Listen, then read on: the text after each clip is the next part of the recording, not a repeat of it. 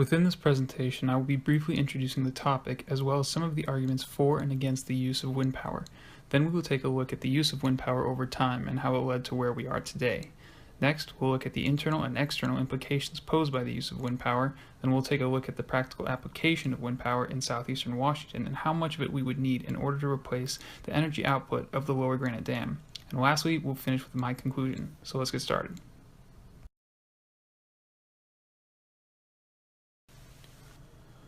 When it comes to natural energy, it seems like the most obvious source to analyze is wind power. First of all, it's a power generating source of energy that does not release harmful pollutants into the atmosphere, it's unlimited, and as long as the forces of nature continue as they have for thousands of years, wind power should remain a possible source of energy.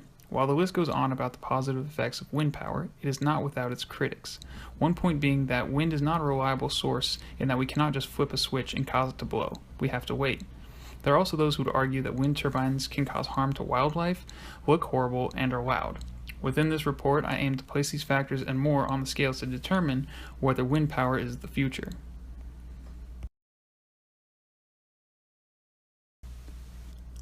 People have been using the wind as a source of power for thousands of years as means of travel and grinding grain, but as time went by, new innovations were arriving. But in those days, long ago, there was only so much innovation that could be done. If windmills are like most inventions, they were probably not greeted with open arms at first, so travel and grain mills remain two of the common byproducts of harnessed wind power. But along with the technological advancements that are spurred on by war and economic need, the 1900s brought with them the humble beginnings of wind power.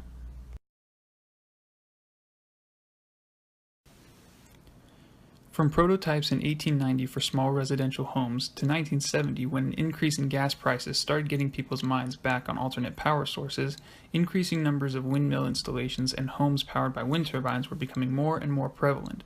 But as time went on and tax incentives were paired with the need for cleaner energy, we entered the 21st century with a new mindset and a plan to harness wind power.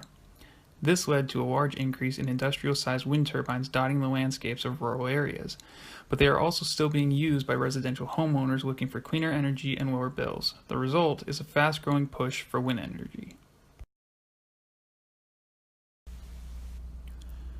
With increasing amounts of energy coming from wind power, the cost per kilowatt has dramatically decreased over the past 30 years, indicated by the graph on your right. Another big positive internality of the wind energy industry is the fact that it creates jobs in new and cutting-edge technology. These jobs require research to be conducted, drivers to transport the materials, construction workers to assemble the turbines, equipment operators, and then when it is all said and done, maintenance workers to ensure that the towers continue to work normally. Those working in this industry can expect to make between $50,000 and $94,000 per year.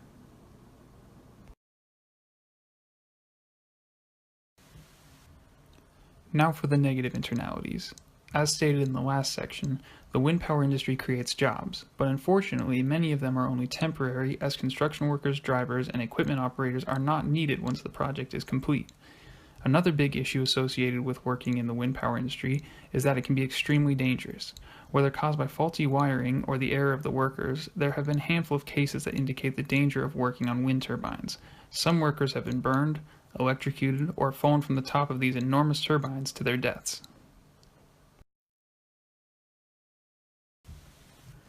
Now we'll look at how wind energy positively affects those outside of the transaction. Regardless of how people feel about the use of wind power, it is undisputed that we will all feel the benefits of their use. For starters, it is a clean source of energy. It does not pollute the air when it is used, and it has been estimated that the use of wind power will save $400 billion in environmental damage costs by the year 2050. Secondly, wind is a renewable source of energy that has continued to grow in energy produced year after year and will help to take the strain off the hydroelectric sources of power that can cause irregularities in the natural processes of fish. Lastly, we all can enjoy the source of energy for a very low cost due to the price efficiency in producing wind power. While this report has covered a lot of extremely promising information, it would not be complete and objective if it excluded a glimpse from the perspective of those who do not share the enthusiasm of others in the department of producing wind energy. For instance, there are those who would oppose wind energy due to the fact that birds and other animals are killed by them. A study was conducted in Spain in 2012 where their findings uncovered that the wind turbines account for between 6 million and 18 million deaths annually of small birds and other flying animals. A number that high is hard to ignore even when considering the benefits of wind energy. The look and sound of these turbines is also an issue that those opposed to wind power present.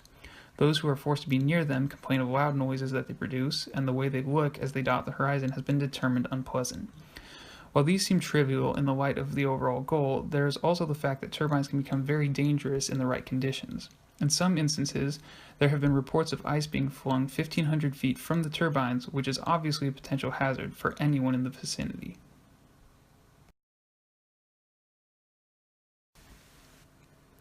In order to better understand the impact and process of using wind power, we will take a look at just how much wind power would need to be produced in order to completely replace the power supply of the Lower Granite Dam on the Snake River. The Lower Granite Dam is one of 4 dams along the river, and it supplies about 810 megawatts of electricity when operating at maximum capacity over the course of 5 days.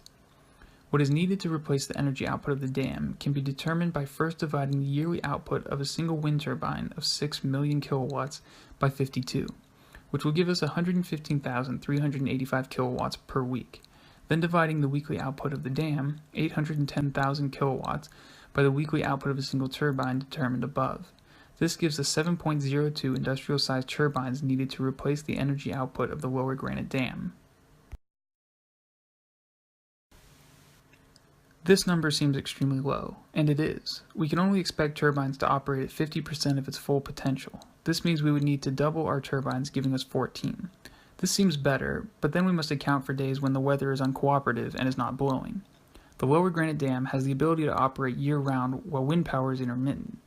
After analyzing the weather history of southeastern Washington and the wind miles per hour to get a better understanding of how often the wind speed would be strong enough for the turbines to create energy, it appears that only 71 days per year do we have the minimum wind power needed to run an industrial turbine. This equates to about 19.45% efficiency during the year. This means we would need to increase the amount of wind turbines previously calculated by 500%, giving us 70 turbines. With an average cost of $3 million to $4 million per turbine, we can expect the wind farm replacing the Lower Granite Dam to cost us between $210 million and $280 million, including the installation. With the information presented, it seems that the best choice as it pertains to the fate of the wind energy industry in the United States would be to push forward and continue to produce more and more wind power.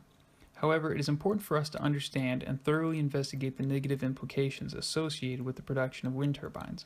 To ignore these negative internalities and externalities would be foolish and could very well result in a situation where we are left up the creek without a paddle due to overuse or poor use of wind power. I believe that the wind power industry can be very beneficial, and I believe it is something that we should continue to implement, but we must do so cautiously so that we can increase the positives and dramatically decrease or eliminate the negatives associated with wind power. If we can do that, then we will find ourselves taking advantage of an incredible source of renewable energy. With the information presented, it seems that the best choice as it pertains to the fate of the wind energy industry in the United States would be to push forward and continue to produce more and more wind power. However, it is important for us to understand and thoroughly investigate the negative implications associated with the production of wind turbines. To ignore these negative internalities and externalities would be foolish and could very well result in a situation where we are left up the creek without a paddle due to overuse or poor use of wind power. I believe that the wind power industry can be very beneficial, and I believe it is something that we should continue to implement, but we must do so cautiously so that we can increase the positives and dramatically decrease or eliminate the negatives associated with wind power. If we can do that, then we will find ourselves taking advantage of an incredible source of renewable energy.